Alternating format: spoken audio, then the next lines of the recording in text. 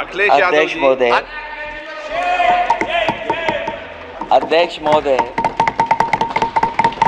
मैं सबसे पहले आपका धन्यवाद देना चाहता हूं कि आपने मुझे अपनी पार्टी की तरफ से राष्ट्रपति जी के भाषण बोलने का मौका दिया है। अध्यक्ष जी, सत्ता पक्ष और विपक्ष दोनों लगातार अपनी बात रख रहे हैं। मैं सबसे पहले अध्यक्ष जी आपको और आपके साथ साथ सभी चुने हुए सांसदों को मैं बधाई और शुभकामनाएं देना चाहता हूं। साथ ही साथ मैं सबसे पहले देश के उन सभी समझदार और ईमानदार मतदाताओं को धन्यवाद जिन्होंने लोकतंत्र को एक तंत्र बनाने से रोका।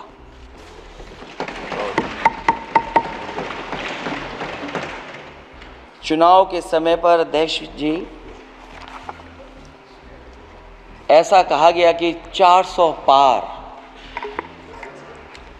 मैं समझदार जनता को फिर एक बार धन्यवाद दूंगा और मैं कुछ कहना चाहता हूं कि आवाम ने तोड़ दिया हुकूमत का गुरूर, दरबार तो लगा है पड़ा गमगीन में बेनूर है पर।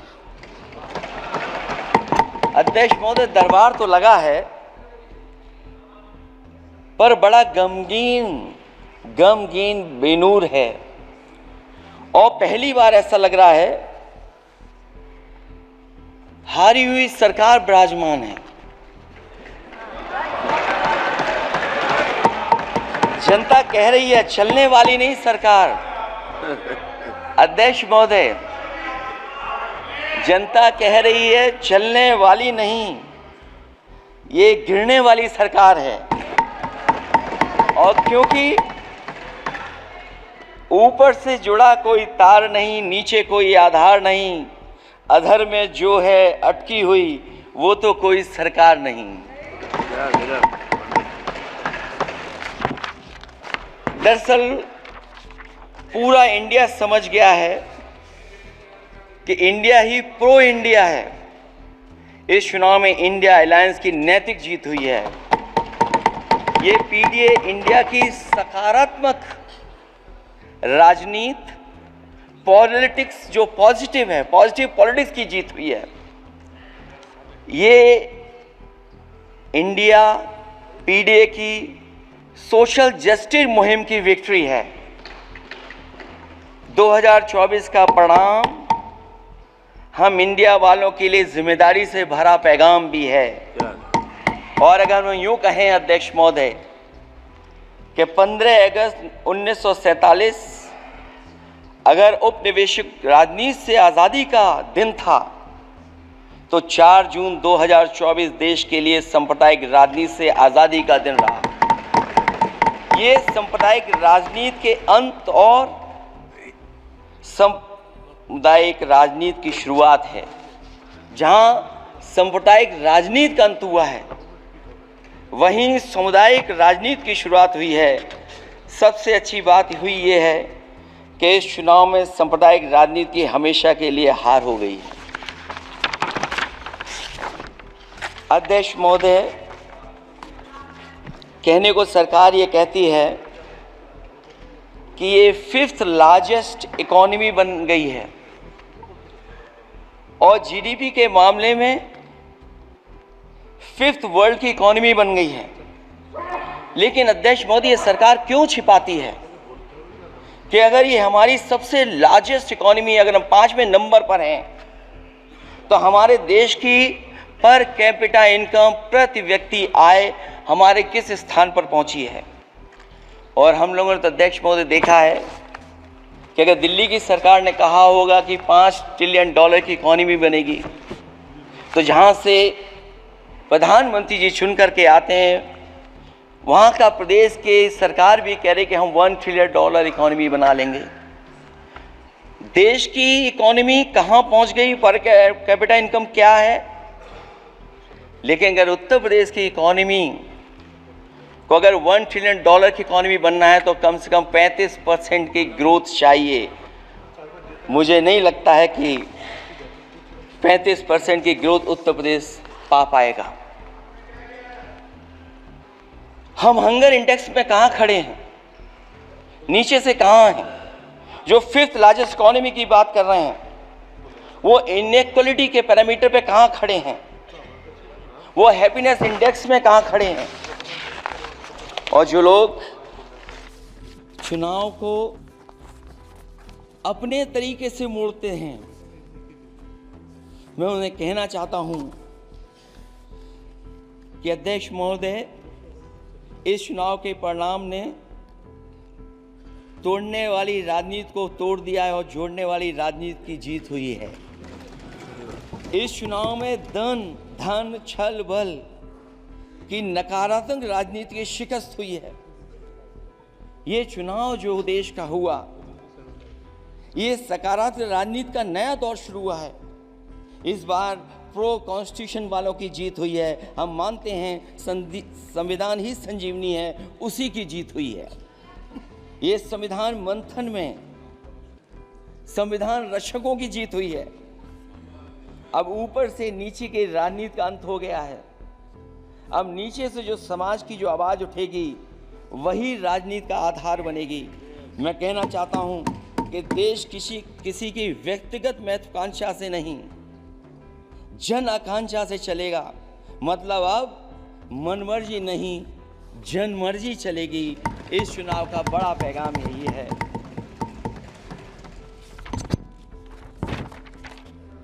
अध्यक्ष महोदय, बहुत सी बातें हुई हैं।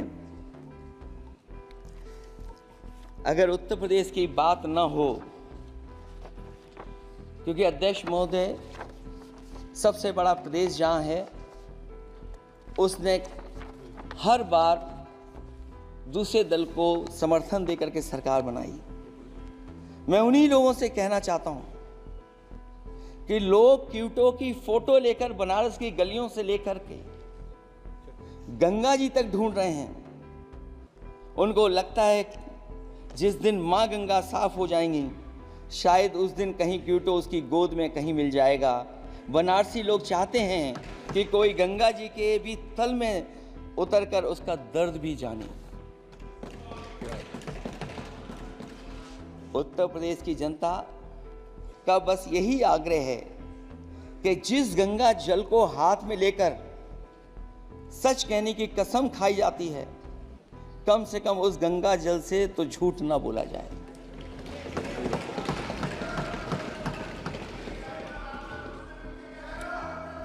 जहां विकास के नाम पर खरबों रुपए की लूट का राज खोलते भ्रष्टाचार के गड्ढे प्रदेश का नाम खराब कर रहे हैं, वहीं पहली बारिश में ही टपकती हुई छत और गिर चुकी स्टेशन की दीवार बेईमानी की निशानी बन गई है।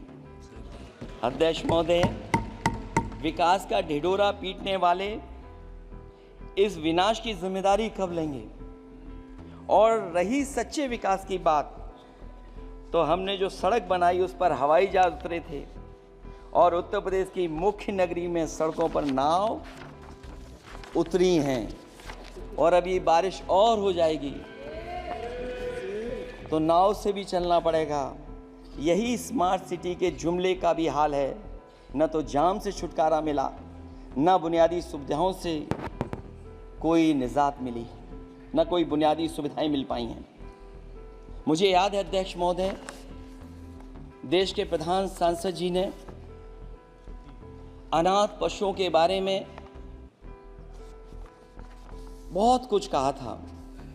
अनाथ पशुओं की समस्या से छुटकारा दिलवाने के लिए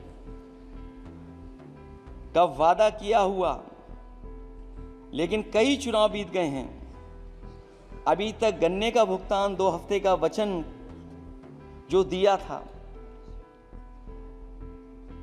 कहां दिया था? अब तो वचन देने वाले को भी याद नहीं है। हर बात को जुमला बना देने वाले लोगों के ऊपर से जनता का भरोसा उठ गया है। इसीलिए बहुमत की सरकार नहीं है, ये सहयोग से चलने वाली सरकार है। डबल इंजन के नाम पर उत्तर प्रदेश को टकराहट के सिवा कुछ हासिल नहीं हुआ है। उत्तर प्रदेश में प्रभुत्व की लड़ाई दो लोगों को आपस में लड़ा रही है, लेकिन उसकी मार जनता को सता रही है। पिछले 10 सालों की उपलब्धि बस इतनी रही कि एक शिक्षा परीक्षा माफिया का जन्म हुआ। अध्यक्ष महोदय, जिस समय चुनाव में थे और उत्तर प्रदेश में वो हालात देखे हैं कि नौजवान जब भी तैयारी कर करके जाता था और परीक्षा दे करके लौटता था तो उसको पता लगता था कि पेपर लीक हो गया। और उत्तर प्रदेश में केवल एक पेपर लीक नहीं हुआ है, जितनी भी परीक्षाएं हुई हैं सब पेपर लीक हुए हैं। केवल उत्तर प्रदेश ही नहीं, मैं माननीय सांसद की तरफ से सुन रहा था, कई ऐसे प्रदेश हैं जहां पर परीक्षाएं देने तो बच्चे गए लेकिन वहां भी पेपर लीक हो गया। और अभी जब 4 जून को रिजल्ट आया, उसके बाद जो बात उठी है, देश की सबसे प्रेस्टिजियस परीक्षा, उसका भी पेपर लीक हो गया। और आखिरकार ये पेपर लीक हो क्यों रहा है? सच्चाई तो ये है कि ये सरकार पेपर लीक इसलिए करा रही है कि सरकार नौकरी नहीं देना चाहती, रोजगार नहीं देना चाहती, उन नौजवानों का भविष्य नहीं बनने देना चाहती। पिछले 10 सालों की उपलब्धि बस इतनी रही है कि एक शिक्षा परीक्षा माफिया का जन्म हुआ है, जिसने तथाकथित अमृत काल में युवाओं के भविष्य की आशाओं को ही जहर दे दिया है। जो सरकार उम्मीद को मार दे, वरना तो वर्तमान को सुधार सकती है, न भविष्य को संभाल सकती है। सरकार आशा का प्रतीक होनी चाहिए, निराशा का नहीं। जनता चाहती कि हर समस्या के लिए बीते कल को जिम्मेदार ठहराने के बहाने को सरकार छोड़े और आने वाले कल की बात करे। अगले 1000 साल के झूठे सपने दिखाने वाले अगले महीने होने वाली परीक्षाओं के लीक न होने की गारंटी कब लेंगे? जनता अब न तो किसी बहकावे में आएगी और न किसी के बहलावे फुसलावे में आएगी। जो लोग कहते हैं कि अमृत काल की बात करने वाले, जनता का जागरण काल आ गया है। आज इस सदन में नए राजनीतिक जागरण के अनेक प्रतिनिधि बैठे हैं। अब जब बात होगी तो सच्ची बात होगी और जनता को पूरी सच्चाई के साथ हम लोग अपनी जिम्मेदारी के साथ बात रखेंगे। अध्यक्ष महोदय, एक जीत और हुई है, एक जीत और अध्यक्ष महोदय हुई है। मैं जानता हूं सत्ता पक्ष बैठे वाले लोग समझ गए होंगे। अयोध्या की जीत भारत के परिपक्व मतदाता की लोकतांत्रिक समझ की जीत है। और हम तो अध्यक्ष महोदय यही सुनते आए हैं, होए वही जो राम रची राखा, यह है उसका फैसला। अध्यक्ष महोदय, होई वही जो राम रची राखा, यह है उसका फैसला, जिसकी लाठी में नहीं होती आवाज।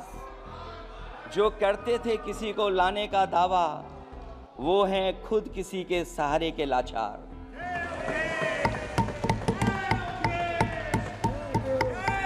अध्यक्ष महोदय, मैं फिर कह देना चाहता हूं, होए वही जो राम रची राखा, यह है उसका फैसला जिसकी लाठी में नहीं होती आवाज। जो करते थे किसी को लाने का दावा, वो हैं खुद किसी के सहारे के लाचार। हम अयोध्या से लाए हैं उनके प्रेम का पैगाम, हम अयोध्या से लाए हैं उनके प्रेम का पैगाम, जो सच्चे मन से करते हैं सबका कल्याण। सदियों में जन जन गाता है जिनके गान, अभय दान देती जिनकी मंद मंद मुस्कान, मानवता के लिए उठता जिनका तीर कमान। अध्यक्ष महोदय, जो असत्य पर सत्य की जीत का है नाम, उफनती नदी पर जो बांधे मर्यादा के बांध, वो है अवध के राजा पुरुषोत्तम प्रभु राम। हम अयोध्या से लाए हैं उनके प्रेम का पैगाम।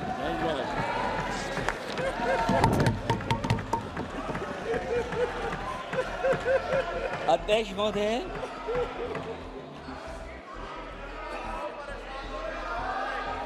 अध्यक्ष महोदय,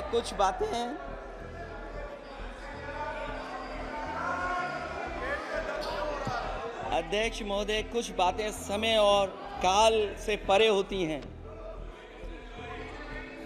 इसलिए आज यहाँ उत्तर प्रदेश के सदन में पढ़ा गया एक शेर याद आ गया, जो तब सही था, अब और सही साबित हो रहा है। इजाजत हो अध्यक्ष जी तो मैं अर्ज करूं। हजूरे आला आज तक खामोश बैठे इसी गम में, हजूरे आला आज तक खामोश बैठे हैं इसी गम में, महफिल लूट ले गया कोई जबकि सजाई हमने। योगी जी के लिए, योगी जी के लिए।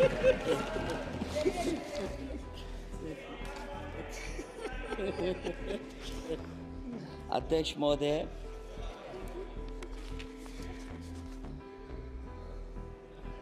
मैं मॉडल ऑफ कंडक्ट जब चुनाव हुआ, लागू हुआ, उस समय मैंने देखा कि कुछ लोगों पर मेहरबान रही सरकार और कमीशन भी। कई मैं बहुत डिटेल में नहीं जाना चाहता हूं अध्यक्ष महोदय, लेकिन कहीं ना कहीं प्रश्न उस संस्था पे भी लगा है, और अगर उस संस्था पर प्रश्न लगा है तो लगाने वाली सरकार की वजह से लगा है। इसलिए अगर निष्पक्ष होगी वो संस्था तो न केवल हमारा लोकतंत्र स्वस्थ होगा, बल्कि हमारे लोकतंत्र और मजबूत दुनिया में दिखाई देगा। अध्यक्ष महोदय, ईवीएम पे मुझे कल भी भरोसा नहीं था, आज भी नहीं भरोसा। मैं 80 के 80 सीट जीत जाऊं तब भी नहीं भरोसा। और मैंने अपने चुनाव में कहा था अध्यक्ष महोदय कि ईवीएम से जीत करके ईवीएम हटाने का काम करेंगे। न ईवीएम का मुद्दा मरा है, न जाएगा खत्म। जब तक ईवीएम नहीं हटेगी हम समाजवादी लोग उस बात पर अड़ग रहेंगे। उत्तर प्रदेश अध्यक्ष महोदय वो प्रदेश है जिसने सरकार बीजेपी की बनवाई, एक बार नहीं 2 बार बनवाई, और उसी उत्तर प्रदेश के साथ कितना बड़ा भेदभाव, उत्तर प्रदेश के साथ बड़ा भेदभाव। मुझे याद है वो दिन जब प्रधानमंत्री जी एयरफोर्स के सबसे भारी वाहन हवाई जहाज से उतरे थे सड़क पर। वो अलग बात है कि उस प्रदेश के मुख्यमंत्री उनके साथ नहीं बैठ पाए थे, लेकिन वो एक्सप्रेसवे जो बना था और आज भी जो उत्तर प्रदेश में बन रहे हैं वो उत्तर प्रदेश के बजट से बन रहे हैं। लेकिन दिल्ली की तरफ से कोई एक्सप्रेसवे अभी नहीं दिया गया है। न केवल इंफ्रास्ट्रक्चर में भेदभाव हुआ है, बल्कि हमें याद है कि प्रधानमंत्री जी ने बड़े पैमाने पे गांव गोद लिए थे। और सोचिए, अगर देश के प्रधान सांसद अगर किसी गांव को गोद ले लें और उस गांव की तस्वीर न बदले, तो शायद मैं नहीं समझता हूं कि किसी गांव की तस्वीर 10 साल में बदली होगी। मुझे वो गांव जिसको उन्होंने गोद लिया, जो प्रधानमंत्री जी की आदर्श योजना थी उसके तहत जो गोद लिया गया था गांव, वो 5 वर्ष पहले खूब शोर हुआ था कि बनारस शहर की तरह डोमरी में चमचमाने लगेगा एक गांव। हकीकत में कुछ नहीं हुआ। उसकी दुर्दशा वैसी की वैसी है, जैसे था गांव वैसा ही का वैसा है। टूटी सड़कें, कच्ची पगडंडियां, उखड़े और टूटे हुए ईंट के खंजे, बदहाल हैंडपंप, पावरलूम और पंखे के जाली के कारखाने को आखिर कब तक रफ्तार मिलेगी जो उस गांव में काम होता था, लोग करते थे। खाली पड़े रसोई गैस के सिलेंडर, अंधाधुंध बिजली कटौती के बीच इस गांव के लोगों को हर सुबह मजदूरी की कभी ना खत्म होने वाली तलाश आखिर कब पूरी होगी। तो सोचिए एक गांव की तस्वीर ये है, जो गांव कभी गोद लिया गया था उस गांव की भी तस्वीर नहीं सुधर पाई है। जो भाजपा के स्मार्ट सिटी के झूठे सपने में गांव के लिए कोई जगह नहीं है। अपने गांव गोद लेने की जो बात कही थी, क्या वो भी जुमला था अध्यक्ष जी? पता नहीं जिस गांव को गोद लिया था उसका नाम भी किसी को याद है कि नहीं। मैं नाम पूछ करके किसी को शर्मिंदा नहीं करूंगा, क्योंकि अगर नाम याद है तो ये तो और भी बुरी बात है कि अपने नाम याद रखने के बावजूद भी कुछ नहीं किया। जिसे गोद लिया जाता है उसे अनाथ बनाकर छोड़ देना अच्छी बात नहीं है। और अगर तस्वीर अध्यक्ष महोदय बदली हो 10 साल में उन तमाम गोद लिए हुए गांवों की, तो मैं सत्ता पक्ष के लोगों से कहूंगा जरूर इस सदन में बात रखें, जरूर बताएं आप। जो बात कभी अध्यक्ष महोदय कास्ट सेंसस की उठी थी, हम उस कास्ट सेंसस के पक्ष में हैं कि बिना कास्ट सेंसस के सामाजिक न्याय संभव नहीं है। सबको हक दिला पाना मुश्किल है। अध्यक्ष महोदय, राष्ट्रपति जी के अभिभाषण में अग्निवीर को लेकर के जो चिंता विपक्ष की थी और देश के नौजवानों की थी, वो चिंता वैसी की वैसी बनी है। अध्यक्ष महोदय, मैं ये कहना चाहता हूँ, मैं खुद मिलिट्री स्कूल से पढ़ा हूँ। मेरे साथ के बहुत बड़े पैमाने पे लोग फौज में हैं। मैंने समय समय पे जो मेरे साथ पढ़े जो सीनियर थे उनसे भी जानकारी हासिल की है। बड़े बड़े अफसर से मैंने पूछा है, वो शायद आपको न बता पाएँ, लेकिन दबी जुबान में उन्होंने कहा है कि देश की सुरक्षा के साथ अग्निवीर जैसी व्यवस्था लागू करने से समझौता हो रहा है। अध्यक्ष महोदय, किसी भी देश की सबसे बड़ी प्राथमिकता अगर कोई है तो वो देश की सीमाओं की सुरक्षा है। अग्निवीर जैसी व्यवस्था से कभी संभव नहीं है। अध्यक्ष महोदय, हम अग्निवीर व्यवस्था को कभी स्वीकार नहीं कर सकते हैं। आज नहीं कल, कल नहीं बाद में, जब कभी भी सत्ता में इंडिया गठबंधन आएगा, अग्निवीर व्यवस्था हमेशा हमेशा के लिए खत्म हो जाएगी। अध्यक्ष महोदय, जिन्होंने कहा कि हम आय किसानों की दोगुनी कर देंगे, आज किसान पूरा देश का देख रहा है कि उसकी आय कहां दोगुनी हो गई। और जिस तरह महंगाई बढ़ी है, सरकार बताए कि महंगाई इस बढ़ने पे उसकी आय कितनी होनी चाहिए। और जो इंफ्रास्ट्रक्चर की बड़ी बड़ी बातें की गई थी कि एमएसपी लागू करने के लिए एग्रीकल्चर सेक्टर का इंफ्रास्ट्रक्चर तैयार होगा, लेकिन जहां तक मैंने उत्तर प्रदेश में देखा है, अगर इस सरकार में एक भी नई मंडी बनी हो तो मुझे सरकार बता दे। अध्यक्ष महोदय, जो इंफ्रास्ट्रक्चर एग्रीकल्चर सेक्टर में बनाने की बड़ी बात कही थी, अगर सरकार की तरफ से एक भी मंडी 10 साल में बनी हो तो जरूर सरकार बताए। जो सरकार मंडी नहीं बना सकती है उस पर एमएसपी का भरोसा कैसे कर सकते हैं? जिन्होंने एमएसपी का भरोसा दिलाया था, हम अध्यक्ष महोदय आपके माध्यम से यही कहेंगे कि जो राष्ट्रपति के अभिभाषण में लीगल गारंटी एमएसपी को मिलनी चाहिए थी, वो क्रॉप्स को नहीं मिली है। न केवल फसलों को मिले बल्कि हॉर्टिकल्चर क्रॉप्स को भी एमएसपी देने का फैसला हो, जिससे कि हमारा किसान खुशहाल हो सके। साथ ही साथ ओपीएस की बात अभिभाषण में नहीं आई है। ओल्ड पेंशन स्कीम लागू हो, जिससे हमारे तमाम सरकारी कर्मचारियों का भविष्य बन सके। और देश की एक बड़ी आबादी, जहाँ से मैं चुन करके आता हूँ, उत्तर प्रदेश, जहाँ बुनकर, न केवल उत्तर प्रदेश बल्कि देश के कोने कोने में बुनकर समाज के लोग बड़े पैमाने पर रह रहे हैं, लेकिन बुनकरों को जो सुविधाएं मिलनी चाहिए वो भी इस सरकार में नहीं मिल पा रही हैं। जो प्रदेश सरकारों ने कभी बुनकरों के लिए योजनाएं चलाई थीं, वो भी अध्यक्ष महोदय बंद कर दी हैं। मैं अंत में इतना ही कहना चाहूँगा कि इस सरकार ने नौजवानों को नौकरी नहीं दी है,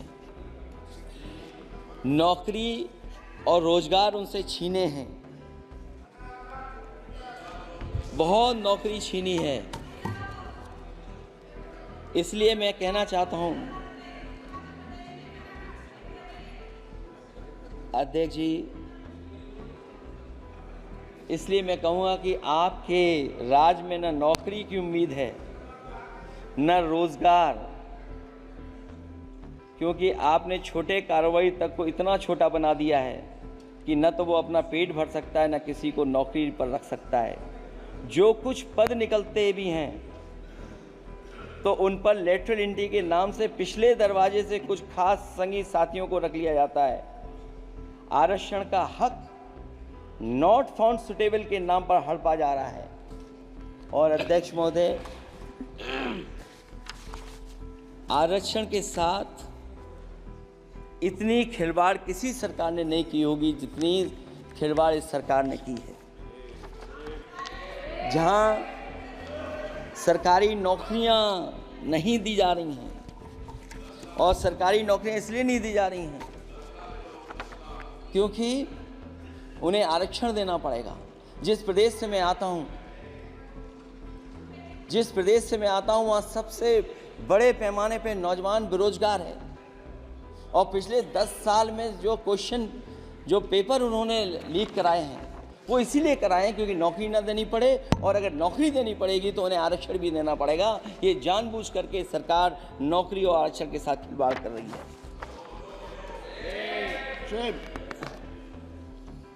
मैं अध्यक्ष महोदय अंत में इतना ही कहना चाहता हूं, आशा है ये सरकार तब तक चलेगी तब तक उसके केंद्र में इस देश का हर एक गरीब, शोषित, वंचित, पीड़ित, पिछड़ा, दलित, अल्पसंख्यक, आदिवासी, महिला, युवा, छोटा कारोबारी, ईमानदार, नौकरी पेशा, आम आदमी और कर्मचारी अधिकारी, मजदूर और किसान होगा, ना कि धनवान होगा। और शासन के आधार पर संविधान होगा। वह जुमलों की जगह सच में महंगाई, बेरोजगारी, भ्रष्टाचार, गरीबी, भुखमरी, सांप्रदायिक हिंसा, दलित व महिला उत्पीड़न, सामाजिक अन्याय जैसे मूलभूत मुद्दों का समाधान होगा। और भोजन, बिजली, पानी, दवाई, पढ़ाई जैसी बुनियादी ज़रूरतों के लिए कागजी योजनाओं की जगह सच में इंतज़ाम होगा। मैं एक बार फिर उत्तर प्रदेश की समझदार जनता द्वारा सबसे बड़ी पार्टी चुने जाने के साथ साथ इंडिया गठबंधन समाजवादी पार्टी और कांग्रेस को सबसे ज़्यादा सीटें जिताई, उसके लिए मैं उत्तर प्रदेश की जनता का बहुत बहुत धन्यवाद और आभार भी प्रकट करूँगा। मुझे उम्मीद है कि अगली बार जब राष्ट्रपति जी का भाषण हो वो सरकारी भाषण ना हो, सच्चाई के साथ सरकार अपनी बातें रखें। इन्हीं शब्दों के साथ अध्यक्ष महोदय मैं आपका बहुत बहुत धन्यवाद देता हूँ।